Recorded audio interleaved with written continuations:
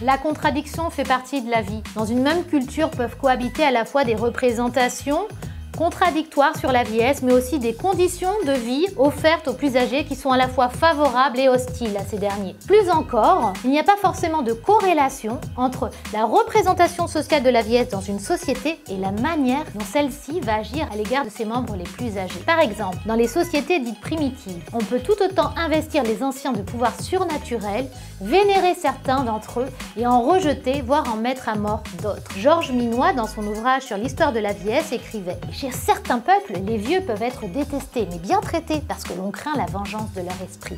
Et chez d'autres, ils peuvent être honorés, mais mis à mort parce que leur incapacité ou leur dépendance menace la survie du groupe. Ce paradoxe est visible également dans nos sociétés contemporaines, où le regard qui est porté sur la vieillesse est très largement négatif. Alors les propos à suivre peuvent surprendre, à une époque où on parle beaucoup de manque de moyens alloués à l'aide et à la prise en charge des personnes âgées, et notamment en établissement. Néanmoins, la vieillesse génère pourtant beaucoup plus d'attention et d'intérêt que par le passé. Jamais peut-être une société n'aura tant fait pour ces vieux qui sont économiquement et socialement protégés.